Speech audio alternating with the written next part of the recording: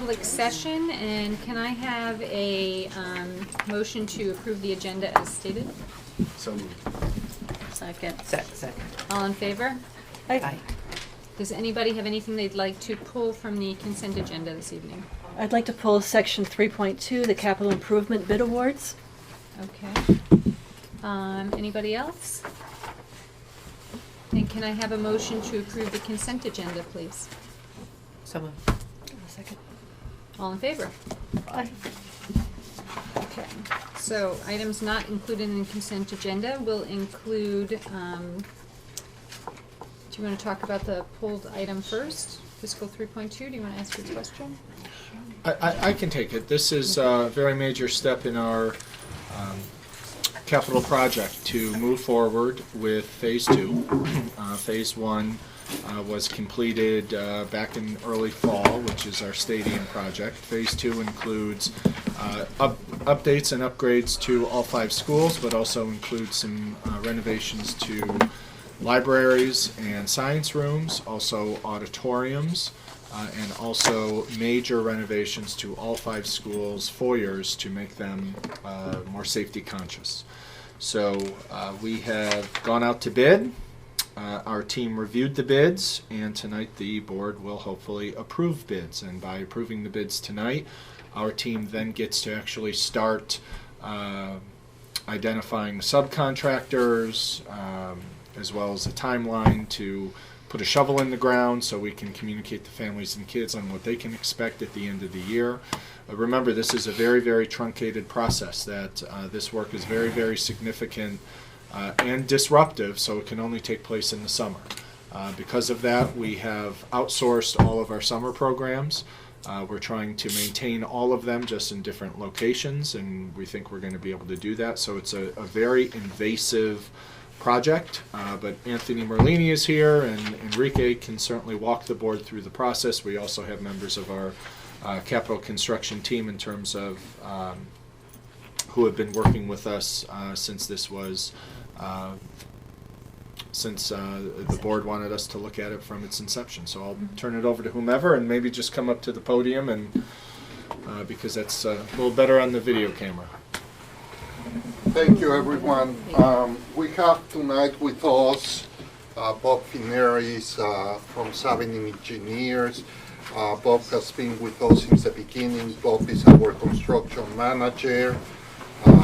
He's the person responsible for looking at bids, for being sure that the district got a good bid, and then he's responsible for looking at the whole construction, being sure that no one cut corners or anything. So Bob is here. Also, Off is here. Off is from KSQ. KSQ has been involved since the beginning, and obviously they draw all the maps and everything. Together they helped us with the bid, and now I'll let them talk about the bids and how they went and how did it happen. So Bob, thank you for coming. Sure. Yeah. Easy. We kind of all squished in. I'll sit down. So I think you've gotten the handout and the letters of recommendation to award. We went out for all the contracts. We combined the security projects with the capital improvement projects, and we divided them up into, actually it's now 5 contracts. Okay, contract 1 is Blue Mountain Middle School in Furnace Woods. Contract 2 is Buchanan Verplank and Frank G. Lindsay. Contract 3 is Hendrick Hudson. Contract 4 is the maintenance building, and contract 5 is all the schools combined for general construction. And the reason we did that was our initial bid. We got all contracts in, all bids in, except for general construction. Surprisingly, there were some questions that contractors had, and they didn't raise them until the very end. And they thought the scope of the project was security, and capital improvements separate, and they could bid them separately. And we said, no, you gotta bid them combined. So nobody bid it, and then we went out for a rebid, and we got 2 contractors that came in, and we got very favorable numbers from a low bidder. We did a bid qualification meeting with him, and all the other contractors separately. Bid qualification is going through the project, making sure that they understand the scope of work. They're telling us the scope of work, not we're telling them, and then qualifying them. So they've been qualified, and we're recommending to award. Right now, I think there's a summary page there. Go all the way down to the last one. So if you look at that page, the bid summary, all the base contracts come up to $12,830,075. We're adding some alternates in that we want to definitely take. And that's Well, the, explain the alternates, what an alternate And is. why we have alternates. okay, the reason we had alternates in there was to make sure that we had an awardable project. Okay, we have an awardable project, and we have some money that we can use from our budget. We're not exceeding the budget. If you look at the sheet there, our budget is $13,948,536. Okay, so we're not exceeding that budget, and then we want to take some alternates. Let me just, so a little bit more about the alternates. So the alternates is almost like a safety valve for us. So knowing that we want to do like 90% of the work, but there was some work to be done at the bus garage that we shaved off and made its own little alternate, and there was work to be done at the administration building that we could shave off and be its own little alternate. And by doing such, we could see what the other bids were, making sure that we can get the lion's share of the work that we want to get done, knowing that in the back of our heads that the bus garage didn't have to carry the same importance in the project that the rest of the work carried. And the same thing with the administration building. We're doing some electrical work here. It doesn't carry the same importance as the rest of the work that we're trying to achieve. So by giving ourselves some alternates, it gives us that safety valve that we knew that worst case scenario, we don't do that part of it. We'll have to do it some other part, somewhere else down the road through some other funding source or whatever. But at least we'll get that part of the work done. So by coming back favorable and looking at the alternates and going to the budget, and Bob will expand on that a little bit more. So that's a little bit more about the alternates. So is the total amount bid including contingencies? So you've got 7% contingency listed in there? No, Mhm. I'll explain that in a Okay. minute. Yeah. So as Anthony was mentioning, the alternates, we have a number of alternates. We've picked some of them. The other ones that we didn't pick, we're asking the contractor to hold them for 30 days. So that one, they can still qualify their number, because there were a couple of open questions. One was making a decorative fence at the high school, where we're enclosing the cafeteria, the exterior cafeteria area. We have a base number for a fence. If we want to increase that to a more decorative fence, he's given us a number, but he needs to confirm that. So we can't award that tonight, but we may be able to award that in 30 days. Okay? So when you go back to the chart and you see the $12,830,075 and the $303,023, that equals $13,133,098, right? Over on the right-hand side. We have the district purchase items. There's a number of items the district is purchasing from a state contract. Playgrounds, auditorium seating, science furniture, cabinetry. So that totals $774, Playground equipment or the entire playground itself? The entire playground. the entire playground. So we- Including safety surfacing? Yes. Yes, So, and the installation. and the installation. The whole So- thing. So by purchasing off a state contract and doing things like that, we lose. Otherwise, if we had to go through GC, then we can pay a markup on some of these items. So by shaving those off and by being able to purchase these things off a state contract, we lose that extra inflated cost. So if you had like another project, you might see another escalated fee on there for the GC, even though all he's doing is getting somebody else to put it in. So by able to shave those little things out, we can save a little bit more money there for the project. Because they're going to hire a professional installer on the playground anyway, because they're certified representatives of that product and they're certified installers of that product. So it just makes it a little easier, more streamlined for us in doing that piece of the project. Great. And just quickly on that, were you doing safety surfacing on the playgrounds? Right? We're doing mulch just like we have on our little That's buildings. mulch. No gravel.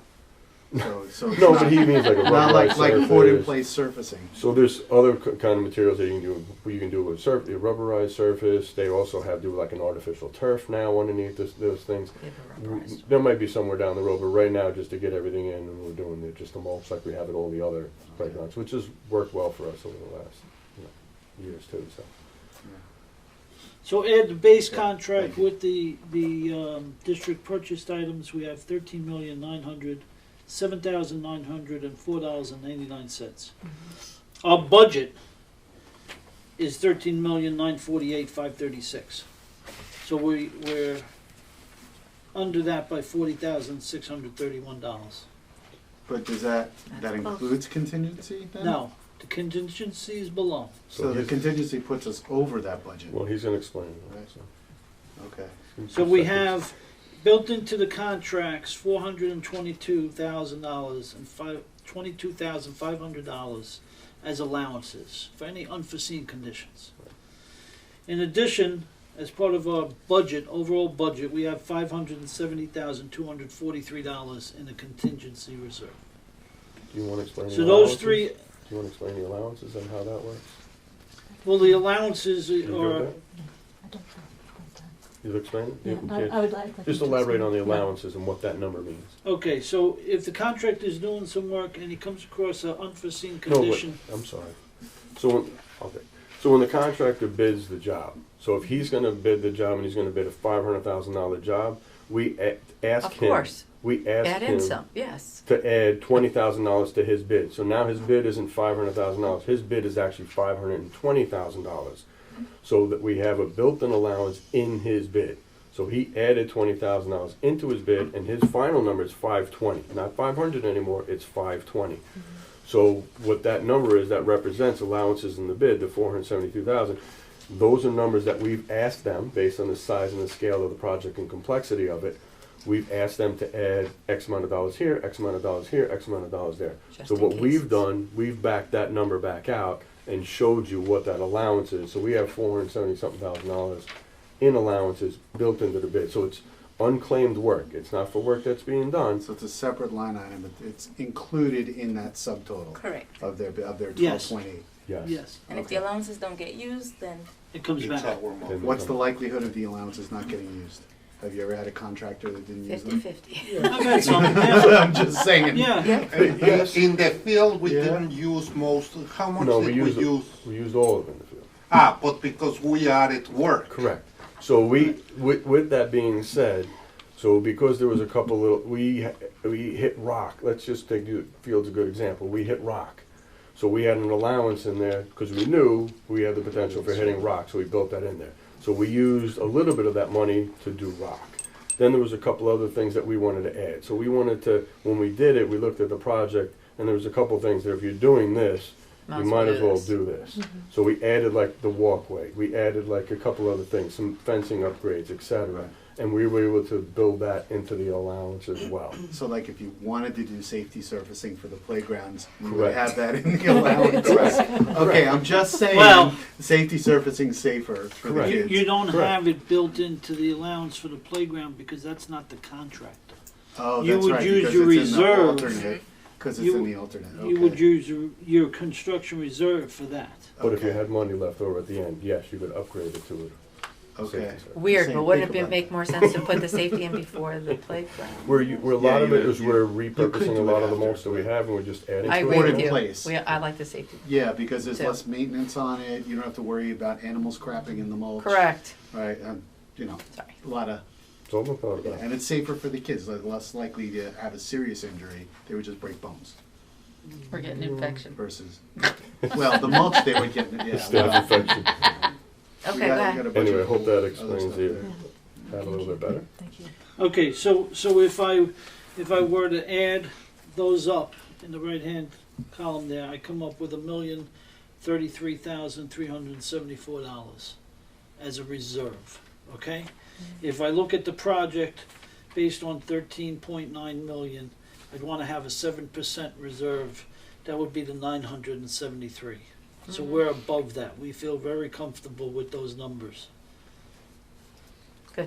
Great, So our recommendation would be to award the contracts, withholding a few of the alternates, and coming back to you within 30 days if we're gonna award some of those alternates. Like I said, the chain link, not the chain link, but the fence, Right, getting you it to a want- decorative fence. Yeah, I Yes, wouldn't mind that yeah, looking nicer. yeah. I don't want to change. But as far as the contract goes that you want to award it to, I mean, this contractor's done work like this before. You've seen Yeah, it. there's actually, if you look at it, what do we have there? We have 3, 6, 9, 10, 14 contracts that we're awarding. Some of them are to multiple contracts to the same company. Mm. So we have about, I think, 10 companies we're awarding to. Okay, and the security firm that we use, the consultants, they've signed off on all the designs for the safety upgrades. Alteris was part of the design process. But as in the Alteris beginning. said, there's nothing missing here. Like, is there anything that we're not doing that Alteris recommended that is not included in the contract? No, not based on what we designed, no. I mean, no, there's always other There's always upgrades more that you can do, but But I'm based just on saying what, at the minimum. well, based on what we designed in the project from the beginning, Alteris was involved in that and had looked Okay. over, you know, our plan of attack, Yeah, our procedures for getting inside the building, what we were doing inside the building, the types of materials and things that were going inside the building. They vetted it all and looked at it as well. They were satisfied with all of Yeah. their choices. Mhm. Okay. Yes. great. So do you have any questions on the awards? And Joe forgot to say, but this also includes the warehouse that it's going to be built. The maintenance Right, building. the maintenance Yeah. building. So It was here. Mm, this phase finishes the project. Yeah. So, Okay. so, Joe mentioned schedule. We would have a kickoff meeting next week to get the contractors started. The toughest thing on the maintenance building is getting shop drawings for the piles. But, you know, he could start mobilizing right away, provided he gets us his insurances and bonds. He could start with creating a new roadway, so he could start doing that work there to get the access there while we're going through the submittal process. At the high school, we're gonna have the contract to start on the elevator addition, June 1st, and that's all exterior work, nothing inside the building yet, and that's all night work after 3:30. So it doesn't interrupt the school day. We're also looking at, gonna be discussing with Anthony and the principals if there's any other areas inside the building we can get into before the end of June, which is our real start date, to do work after hours, like, let's say, the 2 side rooms by the auditorium, if we could get in there and the contractor could start demolition work in there. We're gonna try to get that jumped ahead of schedule So, to gain some work activities, and we're not jammed up in the middle of the summer because we only have 10 weeks. do we have, so given the aggressive timeline, given everything that's happening in the world right now, are there contingency plans based on that timeline if we had a quarantine, if we had to shut down the school, if we couldn't get access to do some of this work? Like how we planned around that? Probably haven't yet.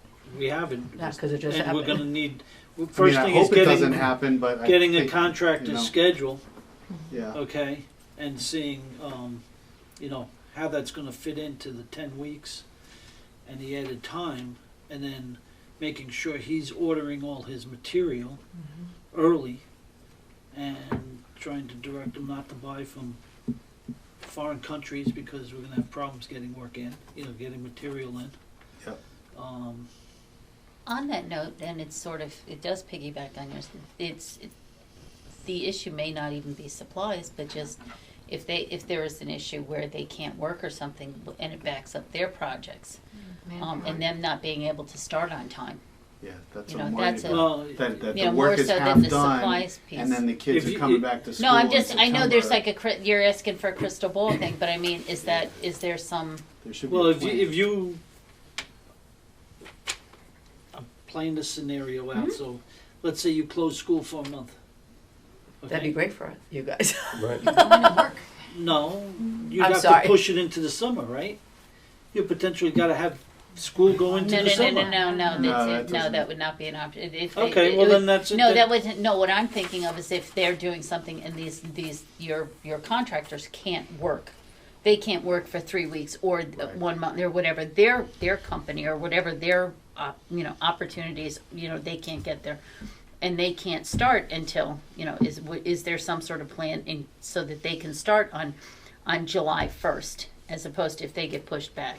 That's, I was thinking it was The more the only man- thing There are I could lots of see would be different their workers scenarios. getting ill, and they need to get additional workers then. Okay.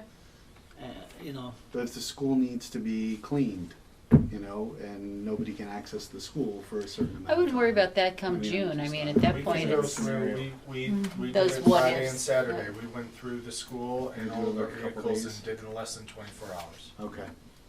See, that's, as long as you have contingencies, like, there are lots of different scenarios that could happen. Oh, yeah. And, we don't want to be in a situation where the work is partially done and the kids have to start school and they can't access the school because we're not done. It's getting the Understood. contractors to order material right away.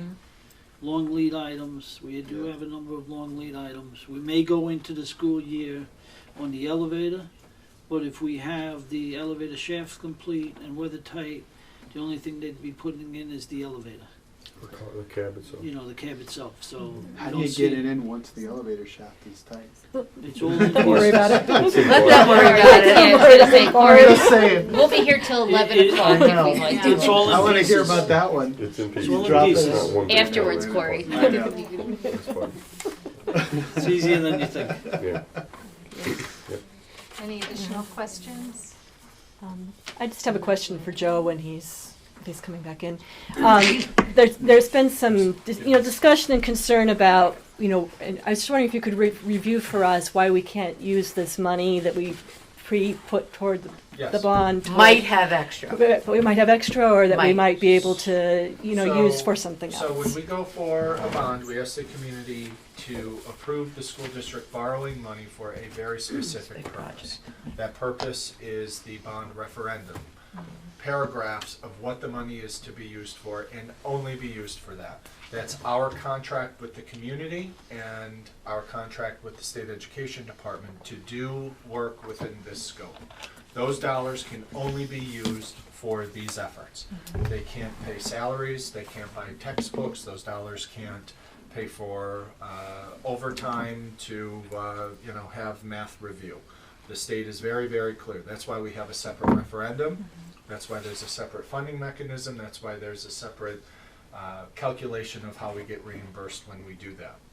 If we have leftover, any leftover from the bond at the end of the project, the board can make a decision to enhance the project from within the scope of that referendum. The board can basically sit on those dollars and can be used for future improvements within that referendum. The board could also, for lack of a better term, return the money back to the taxpayer. So as this project gets closer to finishing, and the phrase I'm used to is punch list items, that basically we're done and we're just doing the fine details. If there is a balance, we will come back to the board to say within this scope, are there other enhancements that we would like to consider that were not part of the original budget but are part of the referendum? And then we'll make those decisions at that point, but that's going to be probably at least 12 months from now by the time we get to punch list items and wrapping up the closing of the project. While we just talked about that, our goal is to be ready for kids after Labor Day. There are still things that will get done behind the scenes that won't impact kids' teaching and learning at nights and on weekends and during vacation. So when we get close to wrapping up the project, we'll have that discussion at that point. Thank you. Okay, so, Thank you. Thank you very much. welcome. thank you very very much. much. Thank you so much. Thank you.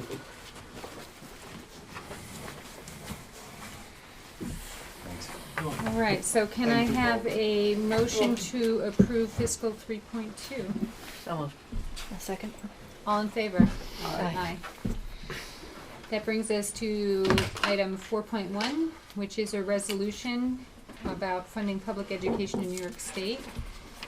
Can I have a motion to introduce that to the board? I'll make a motion to introduce it, please. Okay.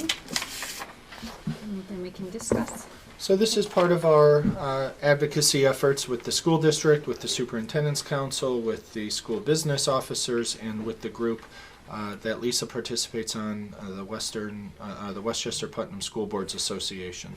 This is a recommended resolution that districts in our region have been asked to approve to pressure our lawmakers as we get into the state budget season and as we get into what we call the school aid rolls. That foundation aid is fully funded, and that there are no aids that are being taken out, or that the calculations are not changed last minute. So if you had a minute to read through it, it's pretty clear, but ultimately it will put pressure on our lawmakers on behalf of the board and on behalf of our community to make sure that we receive every dollar we have coming to us under the existing funding formula.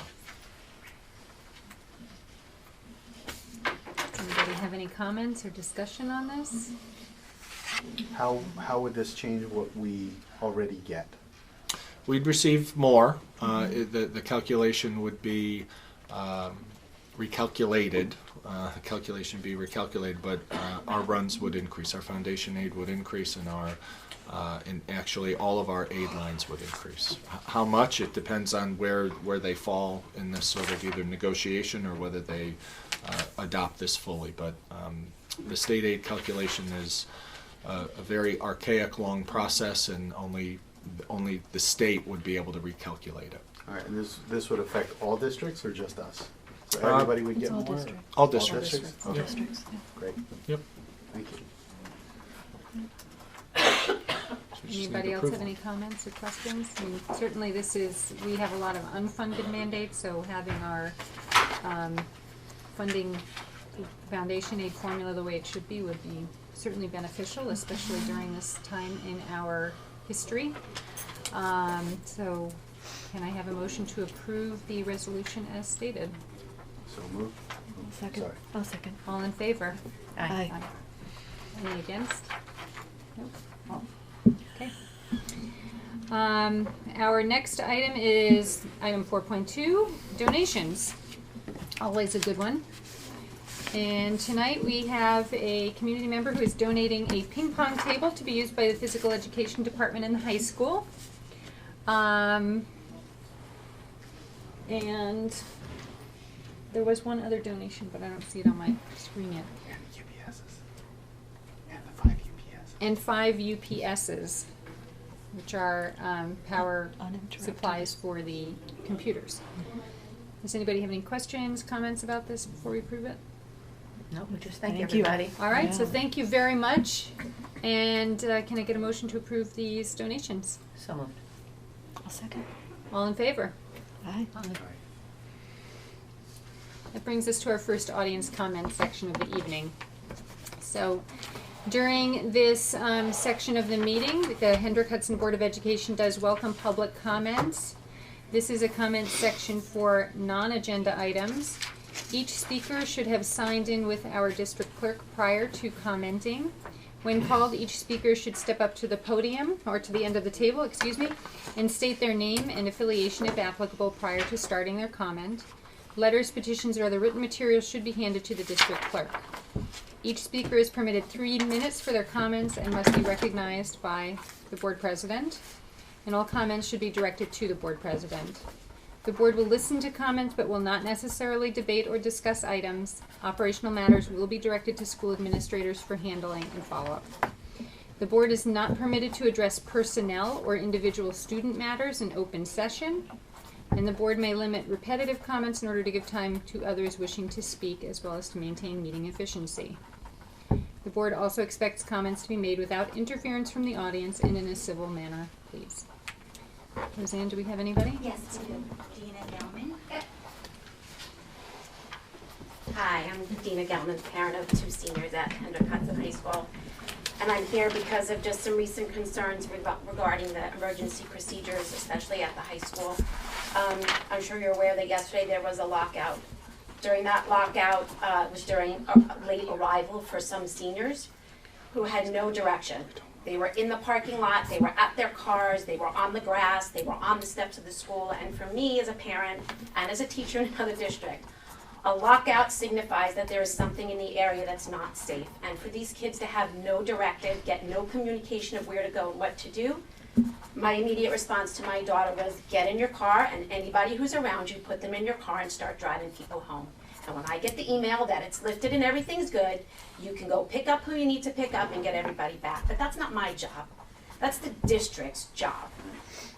I wouldn't be so upset about it if not 2 weeks ago, the end of February, there was a lockdown drill to which students in the call room didn't even hear the announcement. There was also a substitute teacher in that room, and that teacher didn't even have a key to lock the door.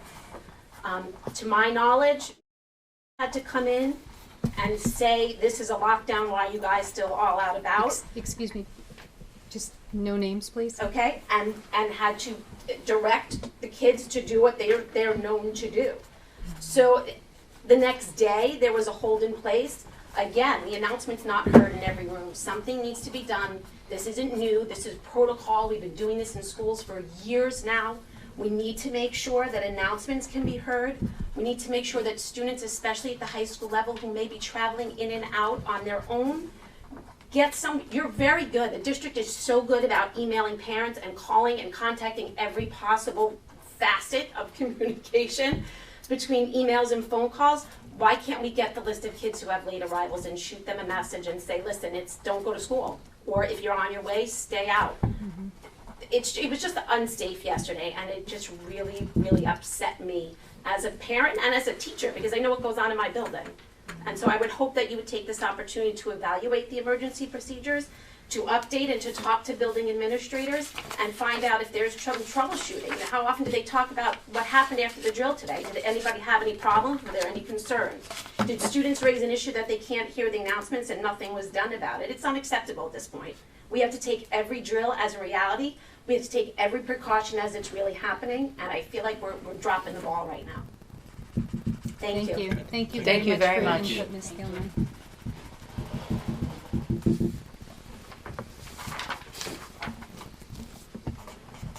Roseanne, is there anybody else this No. evening? Okay. That brings us to our superintendent's report. Yeah, I have many updates and info to share that came out earlier today, and I'll turn it over to our team for part of it. A week and a half ago was HenHud Live, or Live on the Hudson, at the Factoria. Over $15,000 was raised through the Education Foundation, which was more than expected, and actually the event sold out in terms of tickets sold. Not everyone could make it, but that was a great event, and thank you for those that could come or participate or donate or sponsored the event. Last Sunday, just a couple days ago, our girls basketball team for the first time ever won a sectional title at the county center, and it was, I grew up watching and playing basketball, and that was some of the most wild last 2 minutes of a basketball game I have ever watched. It was incredible. It was such a great game, and it came down right to the wire. It was fantastic. The girls play this Friday at SUNY Purchase, and if they win, they will go to the state Final Four at Hudson Valley Community College, which is in Troy, New York. That would be next weekend. They'd play around noon or 1 o'clock on Saturday, and then the championship game on Sunday. So very, very exciting, and we'll keep you in the loop as to Who's allowed to go and watch it? What's that? Yes. As to who's allowed to go Well, and watch it. those are decisions that Right. New Out York of State our Athletics will hands. make. That's right. Out of our hands. That's right. Speaking of athletics, spring sports have begun, and boy, have our kids lucked out with weather. It was just a couple of years ago, you remember, we had standing snow on the field, and we were begging and borrowing for space from local school districts that had turf, so our baseball team could play, and our softball practice, and our softball team, and our lacrosse team. So far, The weather has cooperated, but I fully expect some sort of storm to hit us in the not too distant future.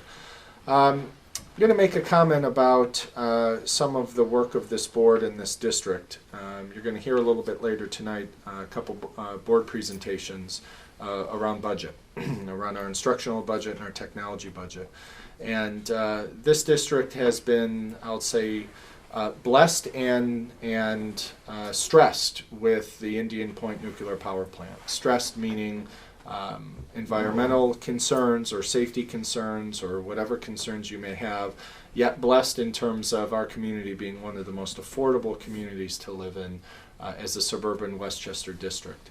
Our average tax increase has been just pennies over 1% since 2013. And for 3+ years, we've been communicating with everyone about what life after Indian Point looks like.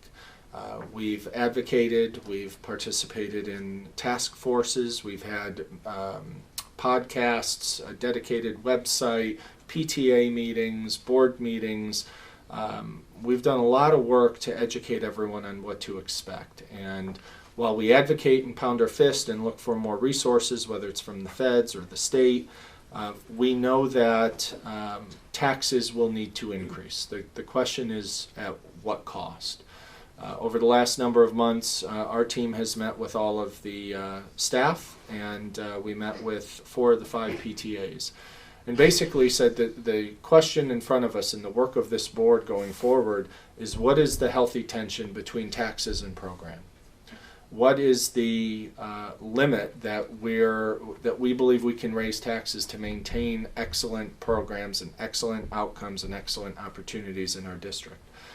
And I'm saddened that there are a group of community members who have taken to Facebook or letters to the editor or private meetings to talk about opportunities or to talk about suggestions that haven't been vetted or discussed with any member of our board or any member of our team. And it's getting pretty ugly, but I'm not going to comment on that. I'm going to comment on the fact that it's getting very dishonest. And there's information out there that very well could influence how people feel and how people believe that we are going through this budget process.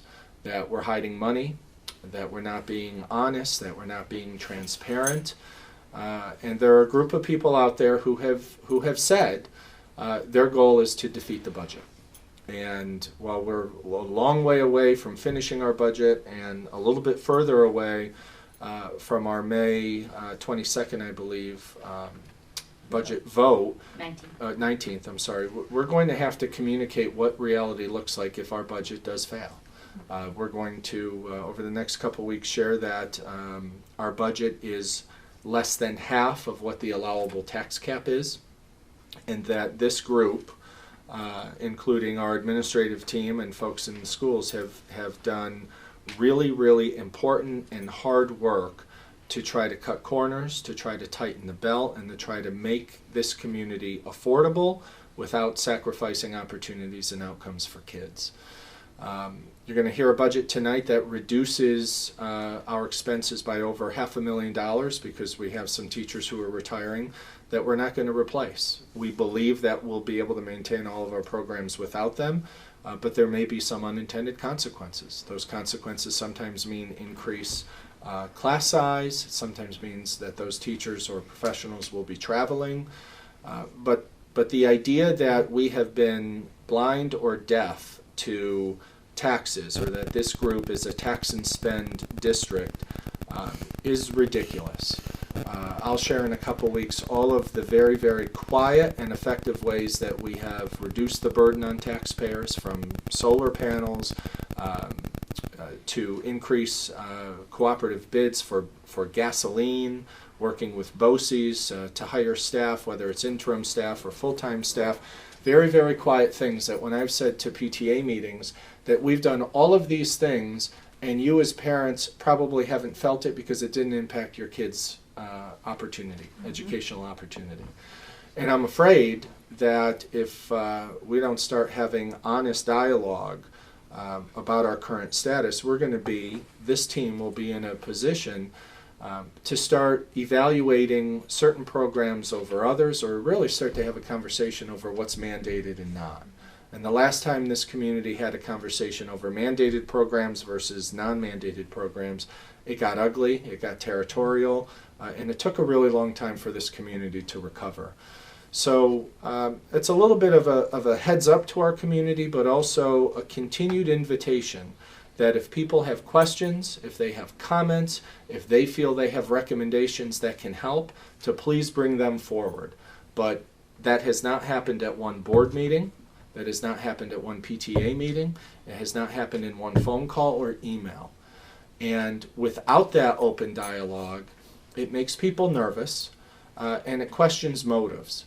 The difference is this group meets in public, and we're audited, and every dollar we spend is out there, and we have 2 or 3 audits a year that happen by law, and even more that happen on a cyclical system. So we're all a little bit nervous and stressed about what happens after Indian Point. And when families have to make decisions with their pocketbooks, it's a little bit different than making a decision with their heart. But people need to know the facts, and I hope that some of their information is vetted and that questions are asked. I know that I receive a lot of phone calls and emails basically saying, "Here's what was said. Can you fact check this?" And that takes time away from our core vision and our core work. But it's a little bit of a statement that I felt it's about time it gets made, but also an invitation that if we want to have real dialogue in this community, we have to talk about it and not post it on social media or through a newspaper. And in the same spirit of stress and things that are happening in our community is the coronavirus.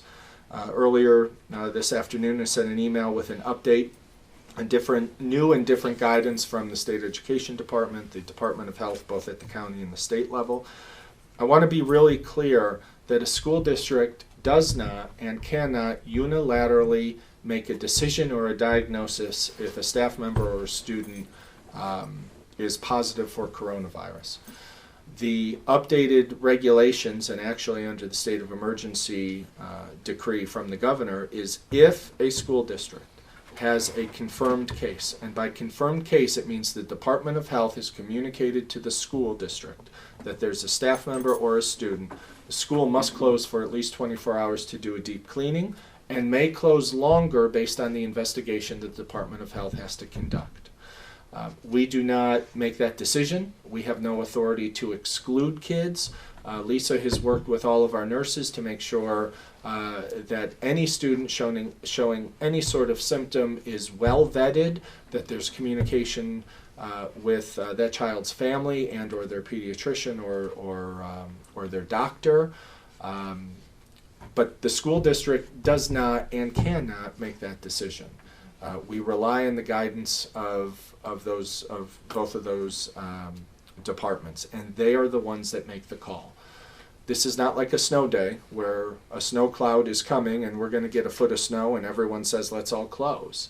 We'll make the decision based on facts, and those facts have to come from the Department of Health, whether it's the state or the county. So while our neighboring districts are confronting what appear to be confirmed cases, that doesn't mean that we also join in. All right, there has to be very specific criteria that are met that I talked about, and I don't want to beat a dead horse. But one thing that we do want to talk about, and I'll turn it over to our team, is preparedness. We want to make sure that we're prepared in case we're closed for a prolonged period of time without lighting everyone's hair on fire and running around not knowing what to do. Our instructional plan really includes 3 facets. Every teacher and every student has an email account. Every teacher has an active website, and most of our teachers have gone above and beyond, in particular our new teachers, to be trained in the Google Suite, which includes a whole lot of digital interactive applications between teachers and kids. If we had to close for a prolonged period of time, we believe that we could keep kids educationally connected, but they're going to be as connected as the families support us on the back end. And we fully expect that we will have people all over the continuum who are doing their homework and are really committed and they're on top of things, and some that aren't.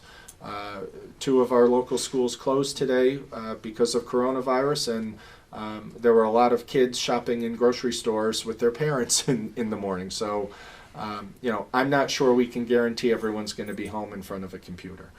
We did a survey to identify what kids have technology at home and whether or not they have opportunity to be on Wi-Fi or have connectivity.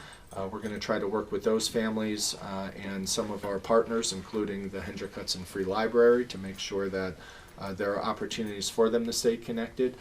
But the goal is to keep kids connected, not to beat them up with online work. We are in a different environment as a public school as opposed to a lot of the area colleges that are closing in terms of the threat. So I'll turn it over to our team, and they can talk a little bit more about the level of preparedness. You covered a lot, but so like you said, we're just trying to make sure technology-wise that our teachers feel comfortable and our students feel comfortable, down to the basics of, an elementary school student understanding that they know how to use their email, they know how to log in. We have a lot of how-to guides that some of our tech coaches have already created and are ready to go. We've shared with staff already because we have the Google training process in place for our probationary staff. We have those tools also ready available for people who need some refreshers. We've had, the wonderful thing about our tech coaches and our teachers is that on Monday, I had a Google Meet, which is, Google Chat online, video conferencing, and tech coaches jumped on. We had suggestions, and within the next hour we had refresher courses ready to go before and after school, led by teachers in all the buildings, voluntary for teachers to show up if they feel like, it's been a little while since I've updated my Google site, or maybe I want to see what else I can do using Google Classroom. So our tech coaches are providing those courses. Today was our first session already, 30-minute sessions, and they're available as needed. So they've been just incredible. Really the crowdsourcing of the talent we already have in the district has been really great.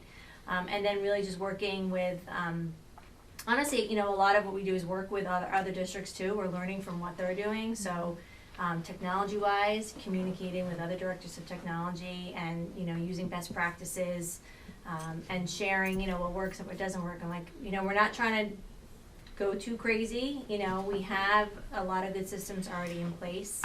And just we want to make sure that our teachers are prepared and our students feel comfortable with what they have. We're looking at inventory if need be, if people needed devices to take home, and just trying to lay all the groundwork. The same thing with, we have to think about our office staff here, our district office, that, people that are crucial to just do payroll and basic day-to-day. So ensuring that everybody has the ability to access their computers remotely. So EduTech has been a great support in that as well. One of the values of having EduTech working with other school districts is we get to learn from their best practices as well. So we've been meeting on a regular basis, technology-wise, sort of daily checking in, seeing what we're doing, and what we need next. Thank you. So Laura kind of covered a lot of it, but I'm of course special. So I have asked our teachers to really collaborate with the gen ed teachers to make sure the assignments and the information they're sharing is modified to the accommodations. So we really are talking it's happening, but it's also getting deeper with our special ed teachers. One of the things that we talked about if we're closed for a long period of time is the IEP mandates, the OT, the PT, the speech, the counseling. Mm-hmm. So Laura and I researched who's HIPAA approved, who's FERPA approved, so that's been for video chatting. So we found a place so our clinicians can do the speech and the counseling online. Our OT and PT are very creative. They're very creative people, so they've created amazing lessons for kids to do that they'll email home to families. So it's exercises, it's different things that they can do. I think there's a little videos in a couple of them, which is great. And as far as our Sailor ABC program, each child will get their own email with the work that is differentiated to their level that they can work independently with their families. So that's the part with the special education piece of it. Then my hat with the nurses is really making sure that we're vigilant. As Joe had said, we're very vigilant watching kids. They report to me every day if they think they have a student. We work with our school doctor. We've gotten our masks ready. I think we're pretty well set to go. So let's just hope that we stay clear for a long time and we don't have to worry about it. Okay, even less to say as it just I know. goes down the hill this way. But as far as curriculum goes, I mean, there's no substitute for an amazing teacher in front of children live. That's just the end of it. But that being said, I think we have a very talented staff, many of whom have taught either their grade level or their course material for a very long time and are well versed in not only where they are, but where they have to get children to. So I think if we were to close for a week or two, I think people would be fully prepared to figure out what that looks like. Like Joe, I agree that no one is going to be in front of their computer from 8:45 in the morning until 3 o'clock in the afternoon, and nor would I expect that to be the case. But there are plenty of ways that we can keep kids afloat, if you will. I think the biggest panic, and I don't want to use that word, but I will come from people who are teaching AP courses that will have exams in early May, Regents exams that come a little bit later than that, and you know, we're all hoping that we're getting closer to the end than we are the beginning, and that things will start to dwindle down. We talked a little bit amongst ourselves earlier today about we're coming up to 3 through 8 testing season. What, if anything, will the state do? The end of March is the ELA session, so are they just going to say we'll hold firm until the very last minute because we know participation is certainly a concern? And I don't know what their viewpoint will be on that, but I really, I'm very confident in the staff that we have in place that they will handle this, you know, without skipping a beat and be ready to keep kids actively engaged for the amount of time that we would need to be closed if that were to be the case. And I know Enrique. For me, Joe already talked a lot about it, but I wanted to talk about two parts. First of all, our free and reduced students, if this becomes a long-term issue and we have to close more than a couple of days, we have plans with Claire to prepare food to keep these young kids fed every day. We already started to increase our inventory of bread, peanut butter, jelly, chicken nuggets, etc., etc. So we are preparing. This becomes a long-term issue. We already are preparing for the possibility of opening one kitchen and having students and parents come and pick up the food and leave, or even taking the food in a bus. Number two is our finances. We already discussed if there's a payroll while we are closed, what to do, how to do it. So we are prepared in case of that, everyone will get paid and everyone will get paid. The important ones. I think that's it. Yep, Thank you that's very good, much. yep. It sounds like we're thinking ahead and very well prepared, as I knew we were. So that brings us to our committee reports. Okay, excellent. We can move along then to our presentations. The first one being the Hendrick Hudson Free Library presentation. Thank you for being so patient with us. But you learned a great deal. Yes. Can I move that chair over there?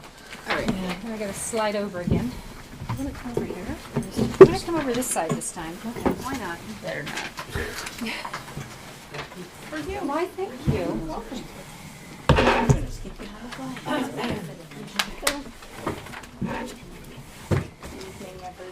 Good evening. Good evening. Slowly getting the hang of this.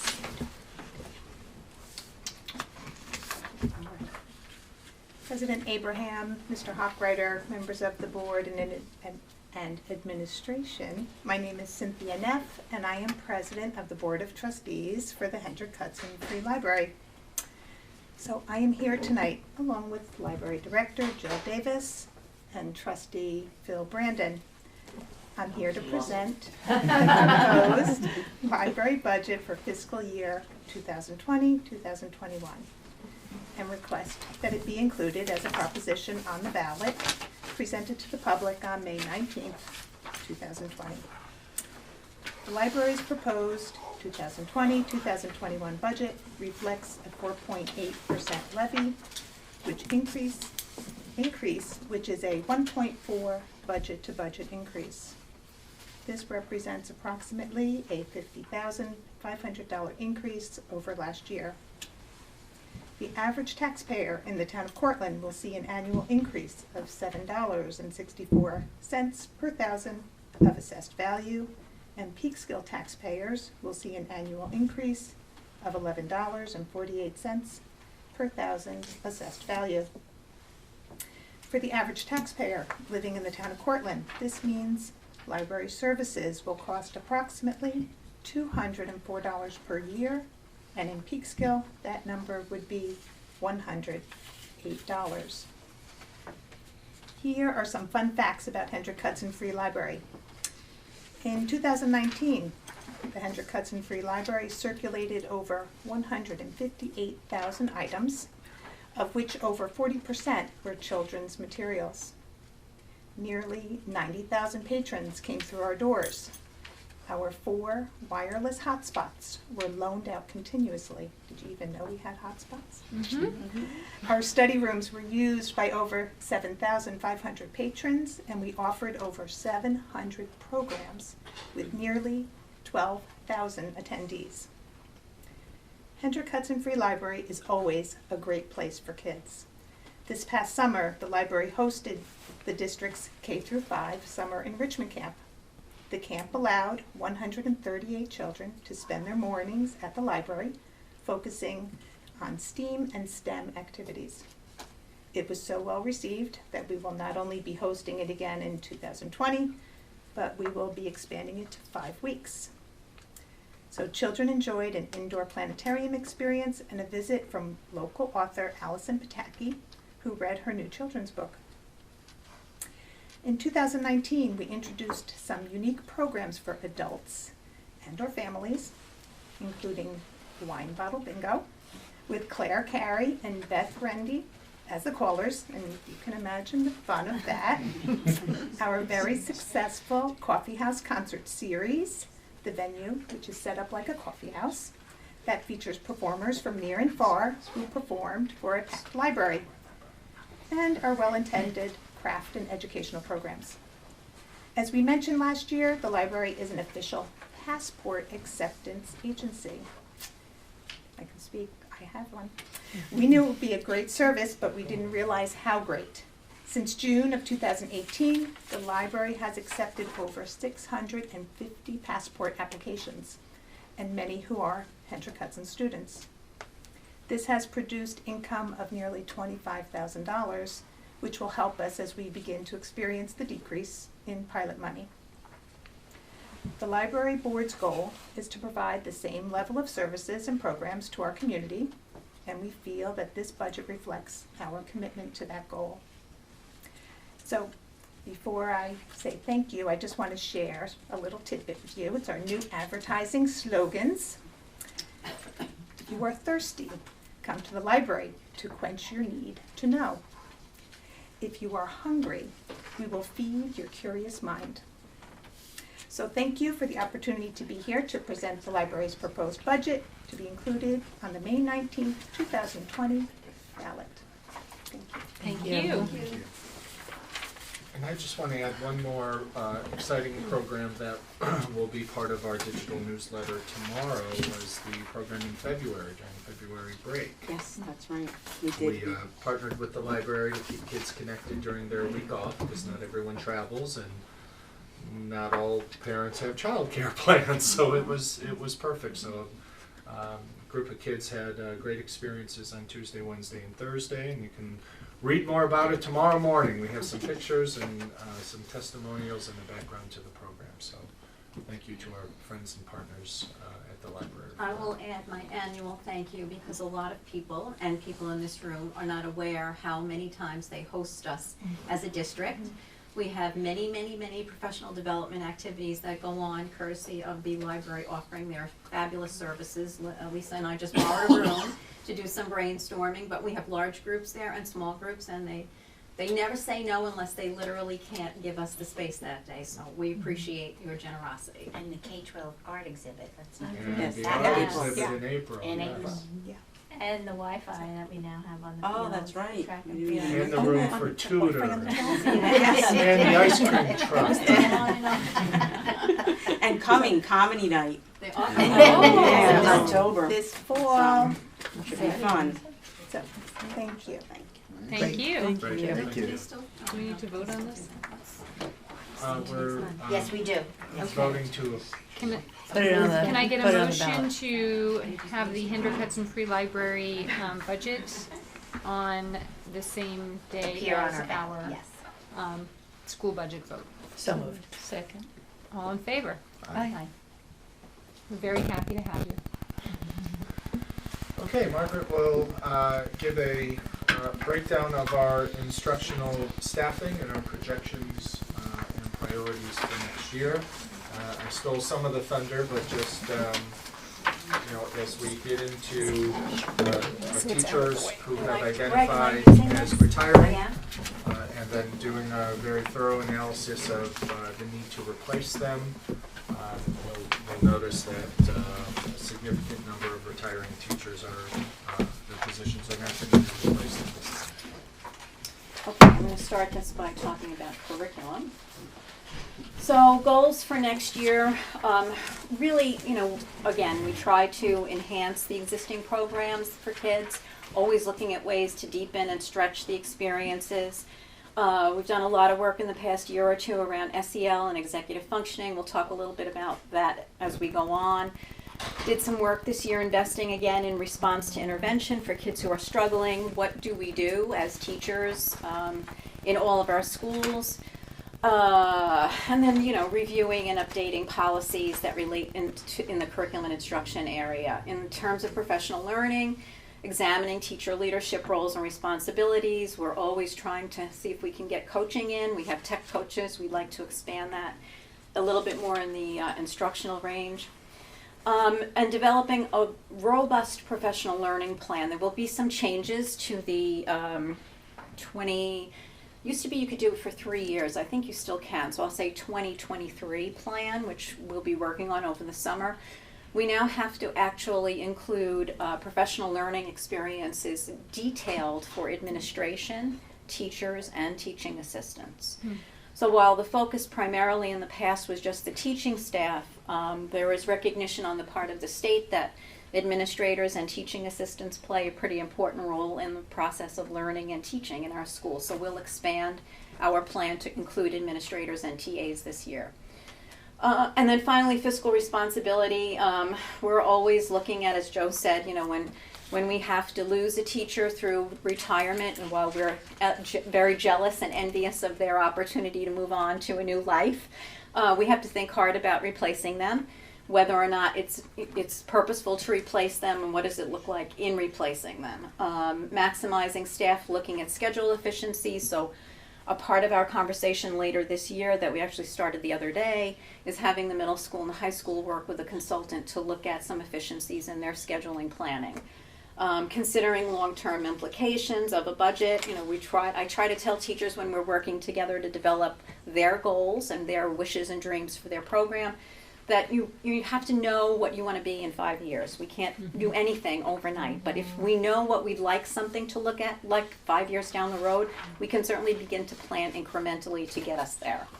And then examining courses and course offerings and class sizes, which is actually part of the scheduling conversation with the consultant that we're meeting with.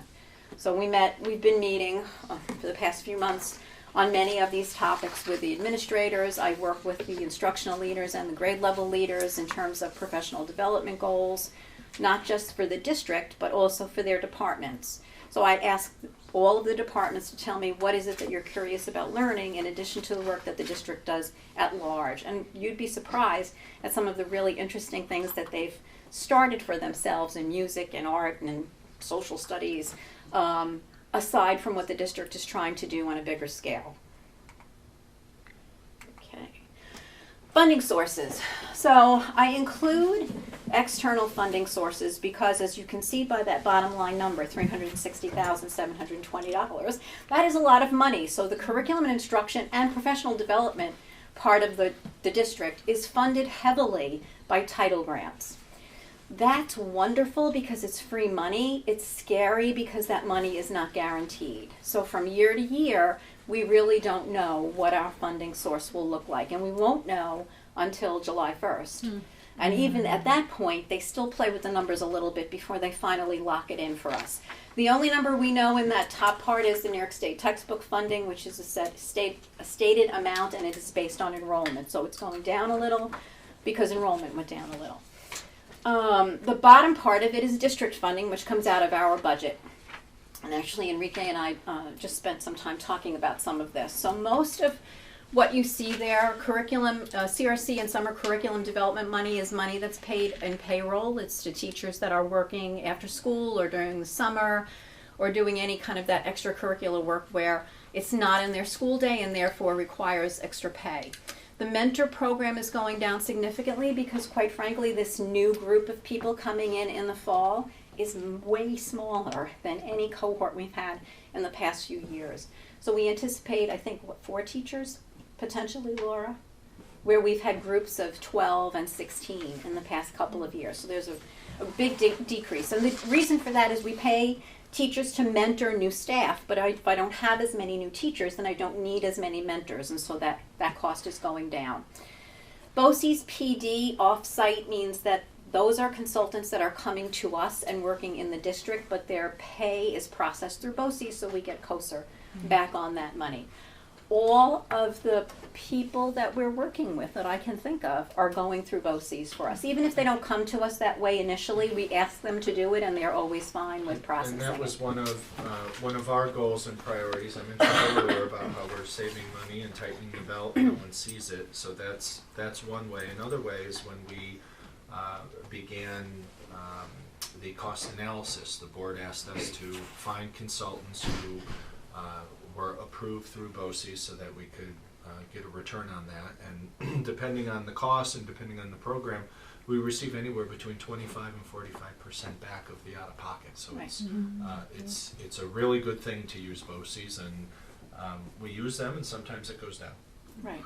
And honestly, that BOCES has to vet the consultants. They just don't sign up and take anybody. But what's been great is that some of the very best people that we began relationships with privately have been accepted into BOCES program, which is a good thing for the consultant as well, because then their services are marketed to all of the other districts in the consortium. So there's a benefit to them as well, but obviously there's a benefit to us financially. The next line, BOCES service, COSER ops, is really workshops that we're sending teachers out to. We send all of our teacher leaders out to their collegial circles so that they meet with their colleagues doing job-alike functions in all throughout Westchester and Putnam County, and that's a very robust conversation for them. They're trying to solve the same curriculum problems. They get a chance to brainstorm with each other, learn about new ideas or new tools that other districts have been turned on to. Sometimes they find out about conferences that they can go to or present at.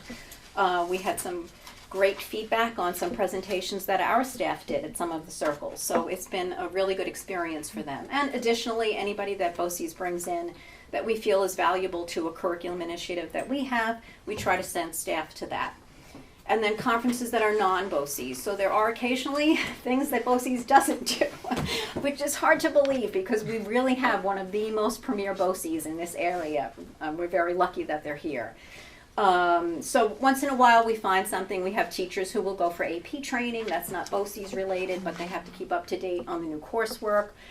We just sent a bunch of teachers to a wonderful seminar that I unfortunately had to miss because I wasn't feeling well.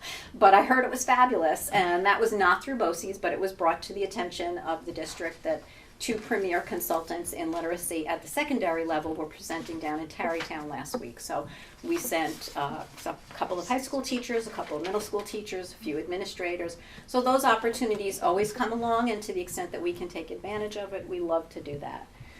If we're in the business of education, we should be lifelong learners. So I believe very strongly in that. So that pretty much is the budget that sustains curriculum, instruction, professional development in the district. And as you can see in the bottom line, the district funding has been reduced by 9%. So, this is the way programs are sourced. Title I, which is our biggest grant, is the after-school activities, anything AIS related. It will fund the summer kinder camp, reading, math, and E&L sometimes if there's an overflow from Title III. This is the grant is targeted towards students that are at risk. This year, summer kinder camp will be held off-site. So as soon as we get that all settled, we'll let you know about that. But we've been lucky because we just heard this prior to my arrival up here about all the construction that's going on, and some of those programs did take a hit as a result of that, but we think we've been able to find a place for summer kinder camp to continue this year. Title II is professional development, so we use that grant in whole for our consultant salaries. The rest of the overflow from that goes through BOCES. Title III is for students who are second language learners only, so it supports the E&L activities both in school and after school. Materials, field trips, technology in some cases, software, professional development, which we're required to provide a certain percentage of for not just the E&L teachers, but all staff. Title IV is for extended learning opportunities. So this past 2 years, we've used it to purchase DreamBox for the elementary school. DreamBox is a software program that's adaptive to student needs, which means it'll drop it down if you need to go a little bit below your grade level, and it will extend you as far as you can take it based on what the program sees you as performance. The students are able to use it at home. My colleagues who are much more specialized in mathematics than I am rave about this program, which is why we keep it. It's not inexpensive, but it does show results. CRC, again, that's in-service work for teachers, anything they do outside of the school day that requires additional salary beyond the school day's salaries, stipends. What else comes out of there? That's really, a lot of the summer work comes out of there, which we'll be posting for soon and taking proposals in for. And then the BOCES work, you can see some of the programs here that are provided for through the PD that we get out at BOCES, the K-5 Science 21 program. All the PD comes through BOCES, not just the kits. So teachers go out, and now that program is changing to update to the next gen standards. So fourth grade teachers are coming on board and will be going for PD next year to learn the new program. In addition, our teachers have a chance to go and write the program with the consultants out at BOCES, so all of that is folded in to that particular line item. We buy the social studies ELA database, K through 8. Our teachers, especially at K-5, rely on it heavily for their instruction in social studies. Again, I mentioned the collegial circles for all of our leaders. There are plenty of content area workshops. Our administrators go each year for their lead evaluator development. Where there is more and more, I suppose in line with the requirement for administrative professional development, there has been an increasing component for admin out at BOCES, which we will continue to take advantage of. And that last line is for our probationary teachers.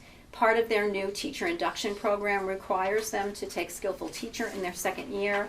They do that on-site at BOCES with an amazing instructor.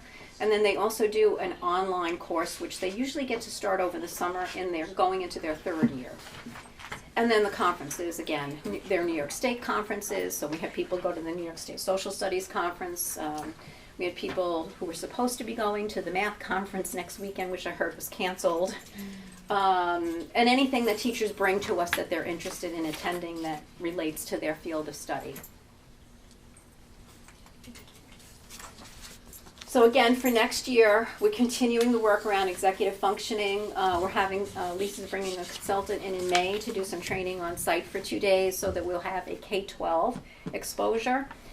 We're slowly ramping that up and getting it in place as principals select the teachers that they would like to have trained to continue this work. At K-5, we've been piloting some word study programs this year and getting close to making some recommendations about what we would like to see permanently, and then deciding which grades. This would not be a K-5 rollout, it's too expensive, so we'll have to figure out what grades do we want to begin with. At the middle school, continuing the science rollout, the next gen standards are demanding that we change programs. So we've started with 6th grade this year. Next year we'll be bringing 7th grade on board. And then an ongoing conversation around building the STEAM pathway from grades 6 through 12. That is a major focus of our amazing art department and also a focus of the middle school's unified arts team. So we're looking at how we can STEMify some of the unified arts opportunities at middle school. And I think with some strong leadership from a few of the art teachers, we have a nice digital arts program that we're beginning to grow. So that's an exciting conversation. And I think I turn this over to Laura now. Okay, so just going to continue a little bit, looking at the numbers, just to go over where we are with enrollment. Our enrollment has gone down slightly, which we knew has been happening. If we look at our elementary enrollment we've compared it this year and what our expected is. We're in the phase right now of student registration, kindergarten students. Sometimes we don't even have kindergartners register until school starts. So we do our best to calculate our sections. This helps us identify where we need to put staff in each grade level. And so as we get more and more of those numbers is when we start really looking closely and working with the principals for placements of teachers, section numbers, working with special education for our co-taught classes and skilled needs. So we can see where our numbers are right there. Oh, sorry. I was referencing the next slide, but not telling you about it because of these fancy circles. There we go. So as of March 11th, this is our current enrollment and our current teachers. And again, it's a waiting game as we see who our new babies are when they come into the fall. So with middle school enrollment, we're able to make a little bit more better guessing on projection. Right now we have 516 students currently enrolled in the middle school. We project it to go down slightly over the next few years based on our elementary school numbers, but not by too much. So when we look at our staffing, the staffing will be the same at the middle school. We'll talk about retirements in a little bit, but we have one retiree at the middle school, and we in home and careers, and we will be replacing that position based on the unified arts and what Margaret was talking about, trying to add some more of the STEAM focus. And when we look at high school enrollment, again, all based on projections, but we're currently at 789. Next year that will drop slightly, and it looks like it will drop a little bit over the next few years. And so when we look at high school staffing, that also helps us make some decisions.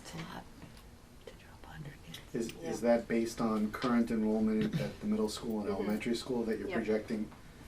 Yeah.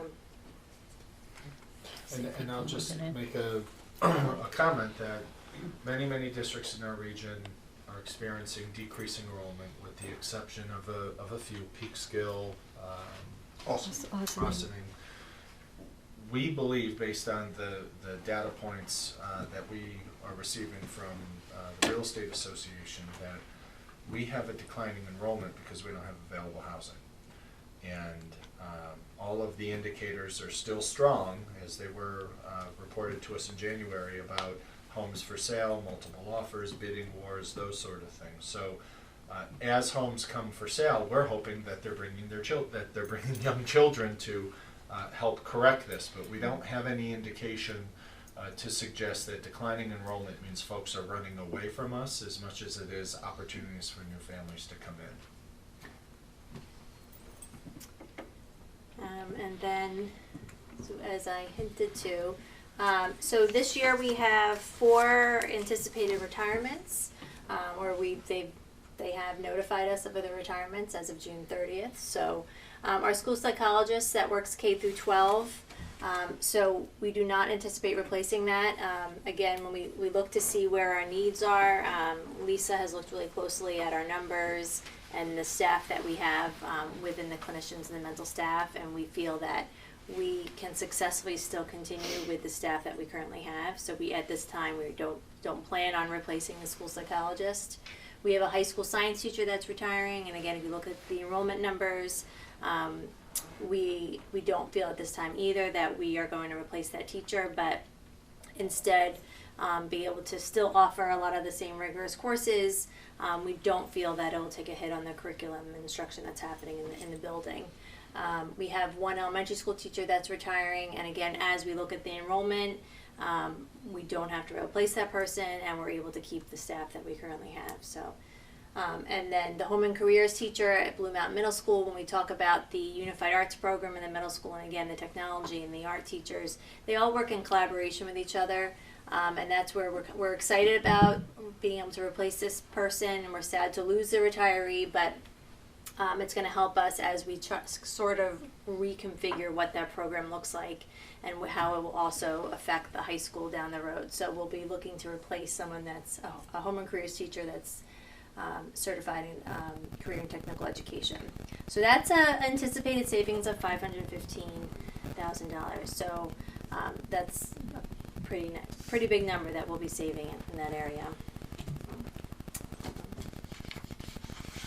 And that is for that. So these questions, discussions are for me and or for Margaret. So that 515,000 we're saving, that's a little over 1%? Yes. The tax levy, right? Mm-hmm. Compared to this year. Yeah. Yes. Yeah, and we've been in positions in years past where we've had much larger numbers of retirees, and this is very low. I think in my 6 or 7 years here, this is the lowest, but we've been able to use, I call it breakage, but the difference between outgoing salaries and incoming salaries to actually build programs. This board restored elementary library media specialists. This board approved the creation and establishment of elementary math AIS teachers. This board hired additional ENL teachers, special ed, the list goes on, and we were able to do that with an average tax increase of 1.04. We're now at the point where we've got to look at our staffing and the folks that leave through a different lens, and with the positions and the folks that are leaving. There will be some unintended consequences that hopefully will not impact kids and opportunities, but having fewer teachers is going to hopefully over time, based on these enrollment projections, will right-size the organization. But certainly we don't want to be reducing positions if our attendance stays flat or grows, because now you're taking away opportunities. So are these particular savings being repurposed for other programs, or is it going back towards the tax levy? It's going back towards the tax levy. Okay, Yep. great. Good to hear. Thank you. Good questions. Anybody else have any questions? I'm standing here because I'm doing the next presentation. So. You have your notes? Yeah, I'm good. All right, thank you. And thank you for your next presentation, which will be the program budget presentation on the technology budget. I'm gonna like this one. Is this your You want my favorite chair? one, Corey? No, no. Get closer. You want to get closer to it?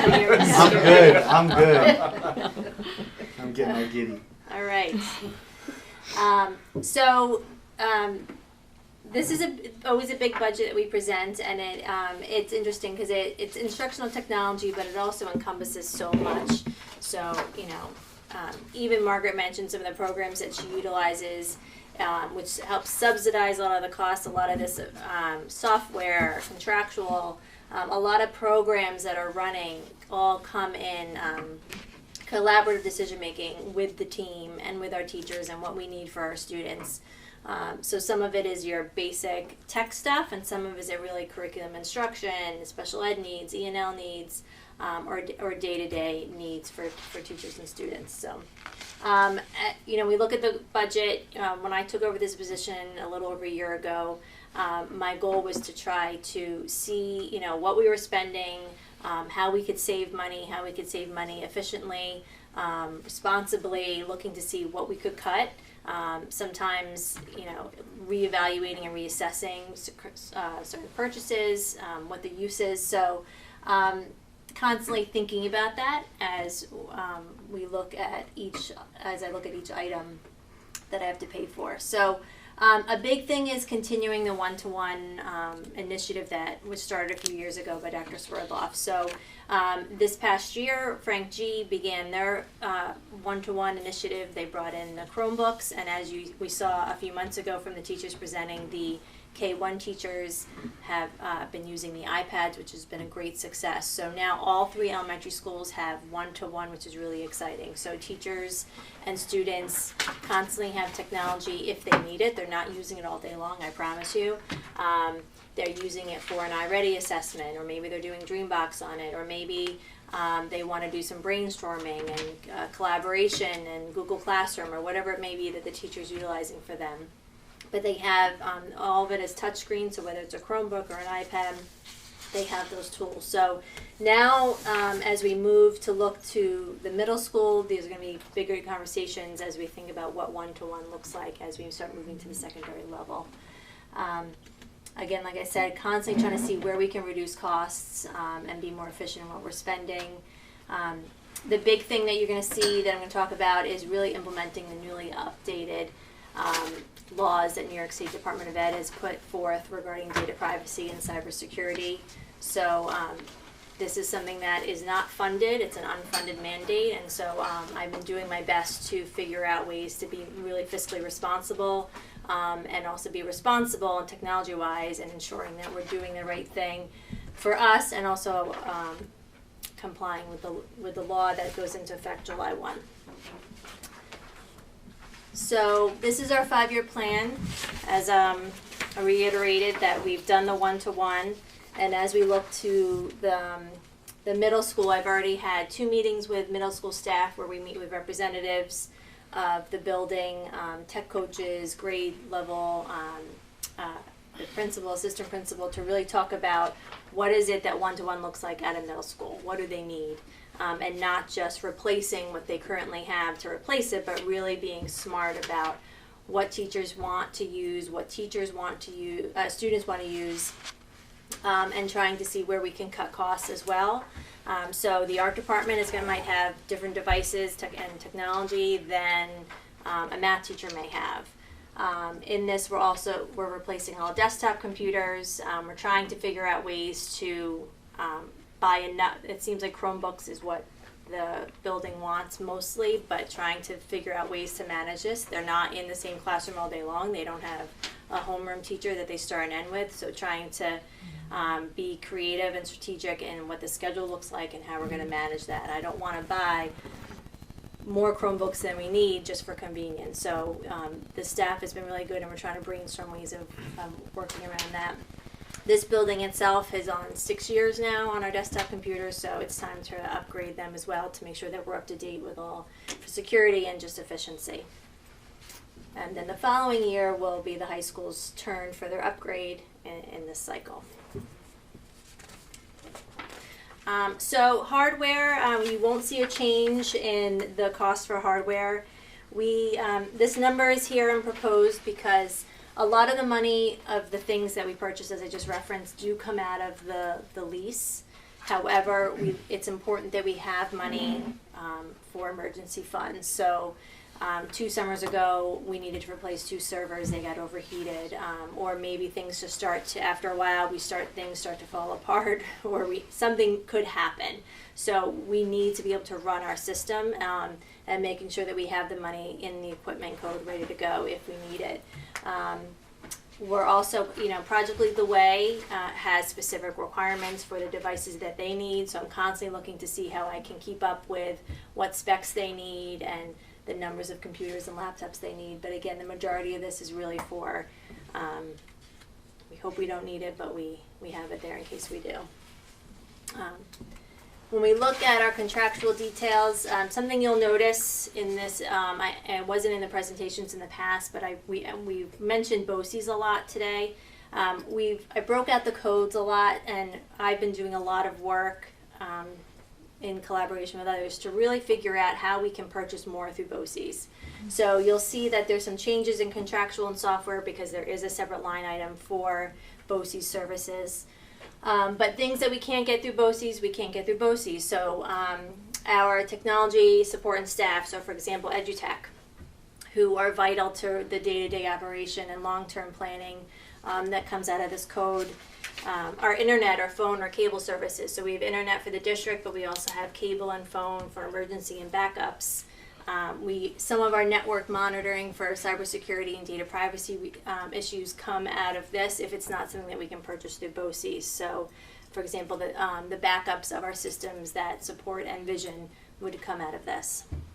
Infinite Campus, which is our student information system, which is how we communicate to parents in case of emergencies and closings. It's how we capture report cards. So we've been also looking to expand the suite of what Infinite Campus offers so we can add more tools for parents and students to access their information, but this is just a large component of how schools run day to day. Basic things like our printer fleet, that's something that we've cut costs down a lot. When I first came on, I saw that there was a lot of printing being done, color printing. So as we've been replacing building to building, we've been looking to not replace as many printers or replace with black and white printers, more efficient models. So we work closely with our vendor there and looking to see the most efficient way of maintaining printing as much as we can. Avoid printing is great, but there are times where we need to have the paper. But we have cut down those costs, and our auditor is keeps a very close eye on what those are, line items, so she keeps me in check as well. And then just basic software support as well. Again, anything that doesn't come out of BOCES and we may need support with. We have our board meeting being filmed here this evening. This comes out of this code. So things like faxing, translation services, variety of necessary things for the district. When we look at software, so again, some of the programs that support all of the classrooms K-5 come out of this, but even our website. So our website's hosted by Blackboard. That's $19,000 to host our website and use all the tools that come with it. We use Adobe Suite, the cloud, for our art program, for our offices. This comes out of this code. Our filtering systems and monitoring, so whether it's Microsoft or other programs that we have, all comes out of this. And again, anything that there are programs that are going to be helpful. I'll go into a little more detail about data privacy, but we do need some software that's going to help our students and teachers manage and monitor what sites and programs kids are using that fulfill the requirements of the new changes in the law. So when we look at BOCES services, this is where you're going to see your biggest jump. And you may all take a deep breath as you look at the change in the cost. Like I said, there is a new law that just got passed and ratified, and the expectation for implementation is July 1 of this year.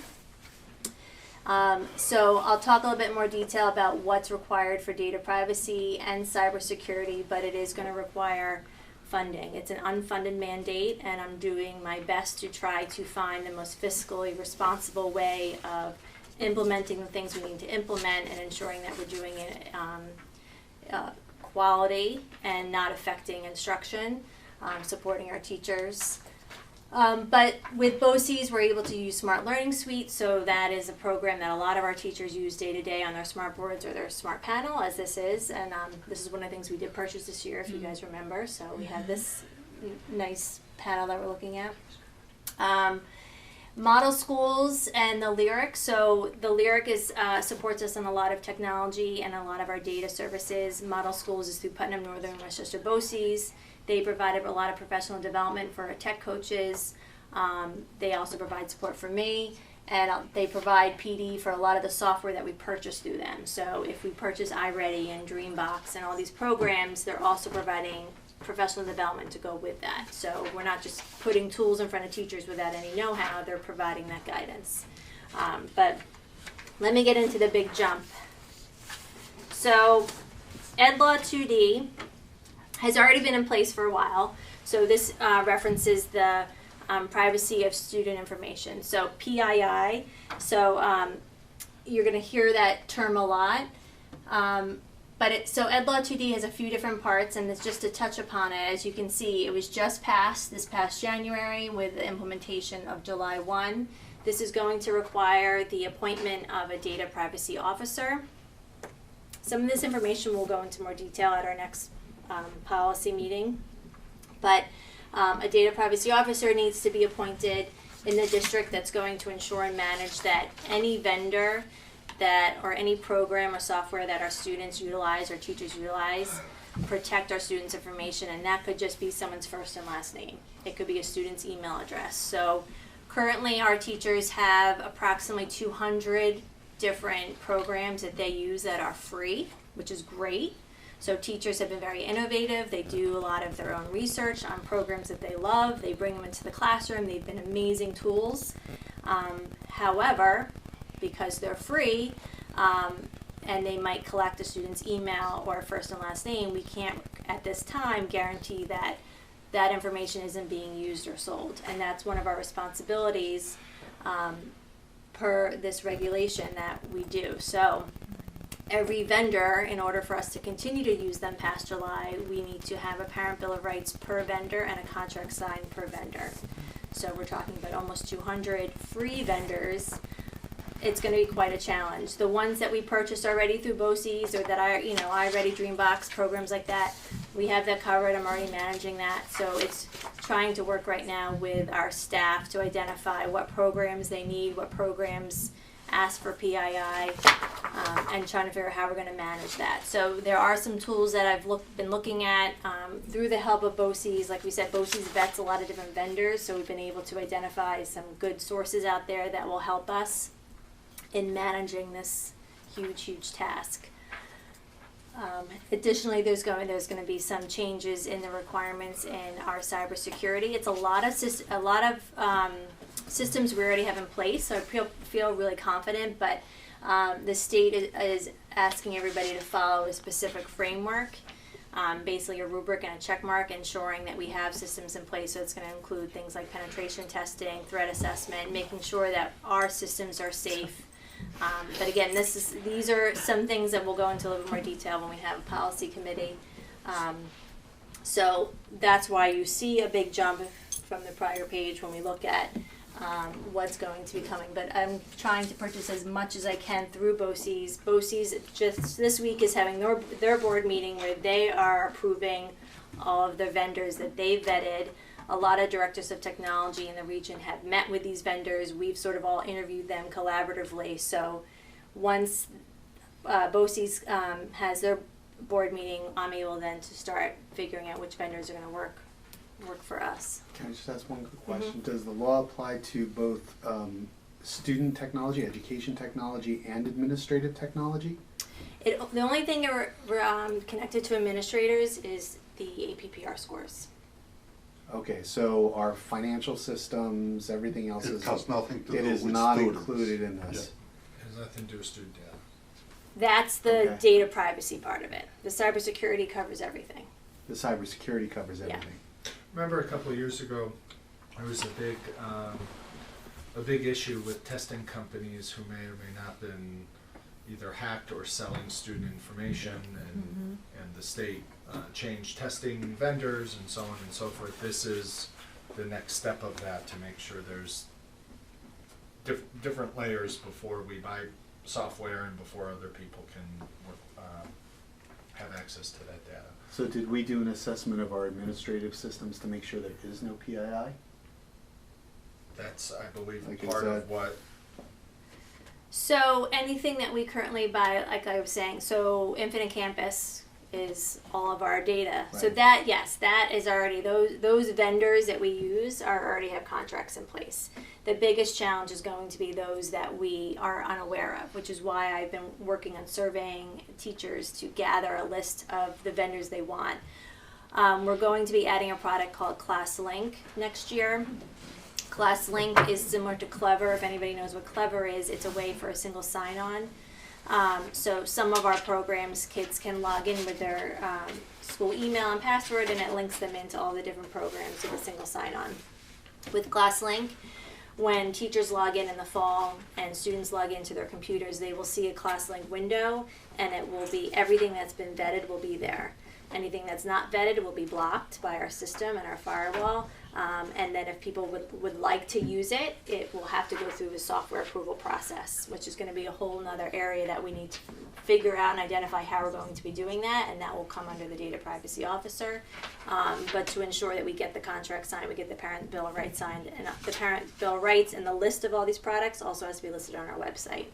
So when it comes to other district technology that's not educationally related, have we done an assessment to make sure there's no student PII? For example, the kids are logging in on the Wi-Fi. So on the Wi-Fi systems, you're going to have the student's email address and possibly some name information related to it. So there will be, because an email address is considered PII. Mm-hmm. So we have PII on other systems. Are they subject to this law also, or if they're not, are we doing anything similar for those? We own and manage that PII, so we're not selling it to anybody. So it's really anybody, a third party that would have the PII. But from a cybersecurity perspective also, because there's data privacy, and cybersecurity is a component Right. of data privacy and vice versa. So part of it is ensuring that we're following the NIST framework for cybersecurity. Okay. So that's something we're working with. EduTech is, again, because there's been so many changes, I have to say it's been amazing to have the collaboration of so many of the directors of technology across the region, and the fact that EduTech works with a lot of these districts. So the president of EduTech is working with us on narrowing down some of our policies and aligning what we currently have following the NIST framework, and is going to be guiding us through that. So we're going to be working in teams. Every school district's a little bit unique in our own systems, but ensuring that we follow so that's the expectation of July 1, that we make our best effort at this point.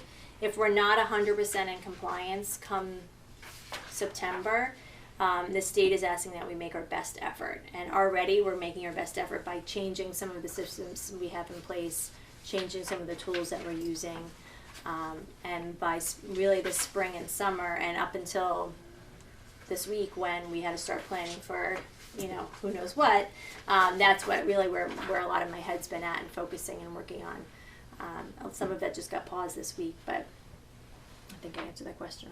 There's Okay. a lot to it. Because I Yeah. also, I think about financial systems too, and there's a lot of PII in financial systems because you're going to have payees, you're going to have records of our employees.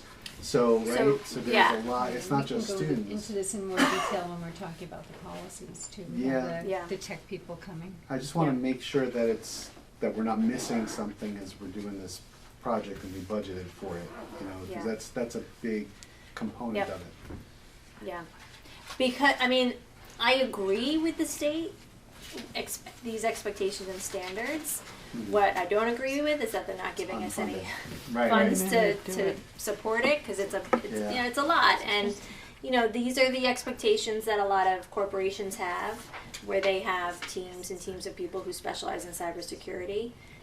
Most of us that are in our position are educators who are trying, went into this for instructional technology, and so that's again the value of having BOCES as a support and EduTech as a support that are really helping guide us. I've learned a lot more about cybersecurity in the past 4 or 5 months than I ever thought I would, and I'm learning more and more. And we've been trying to educate, so just even this year, trying to communicate to staff about best practices and awareness of phishing emails. Just constantly reminding them, and trying to tell them, don't delete this email, please read it, and update your password. And we now have a system where even our devices are getting quarantined if the firewall detects that there could be something wrong. Ironically, it's called quarantining. So the devices become quarantined. Our guys then can go identify, is it a valid issue, is it not a valid issue, and then put that Chromebook or the device back online. Especially when people are bringing their own devices from home, it's also looking at that. So we've already upped the game a lot this year. So I'm pretty confident that as we do this work, we're going to already be in alignment, but it's just going to be a triple, quadruple check on what we're already checking. Okay. Thank you. All right, so the exciting stuff, supplies.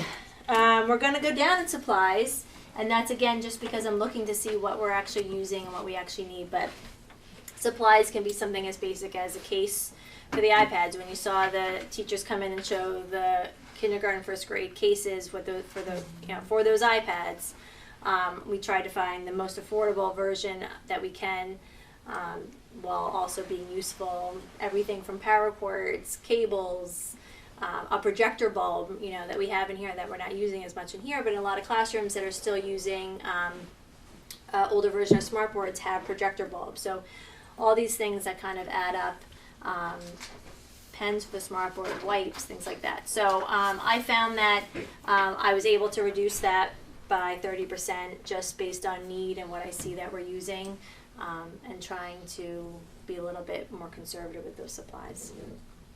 And knowing we need to spend it on cybersecurity. So with the lease, like I said, with the middle school, these are the conversations.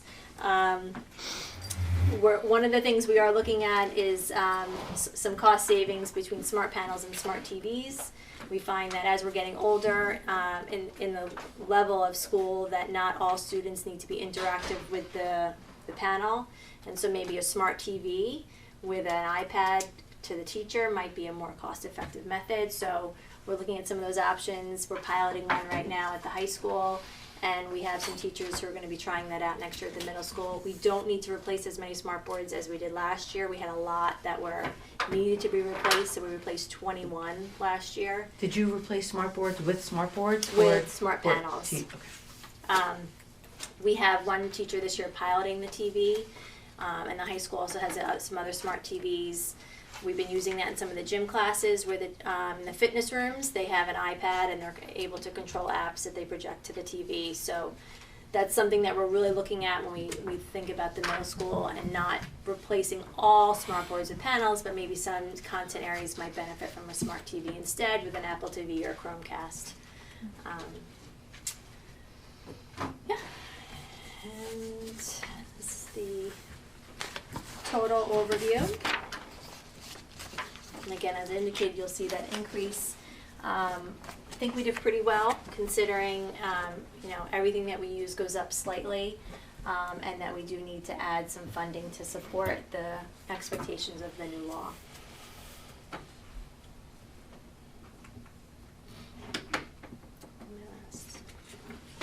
That's Corey down there. What do you mean? There you are, Corey. Any questions? Any further questions, I should say? No? Thank you very much. That was a very Thank you. excellent, Very thorough comprehensive. presentation. We'll move around again. Okay. If I can get through here. Thank you.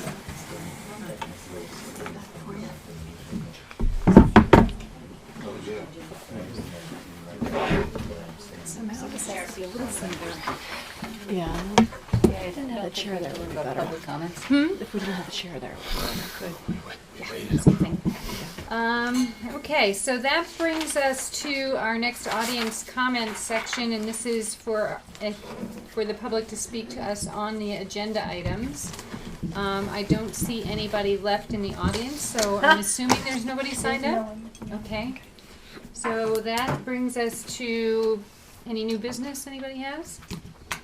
Nope. Okay. So I would just like to say that, again, if anybody's thinking of running for a seat as a trustee for the Board of Education this year, petitions are due in on April 20th. And I would like to make an extra special thanks to our custodial staff. They've been putting in a lot of extra time and effort, really making sure the school is clean, trying to keep our students safe and our staff safe, and we really, really appreciate it. It's very hard work, and they've been putting a lot of time in. And if we don't have anything else, can I have a motion to close the meeting? So moved. A second. All in favor? Aye.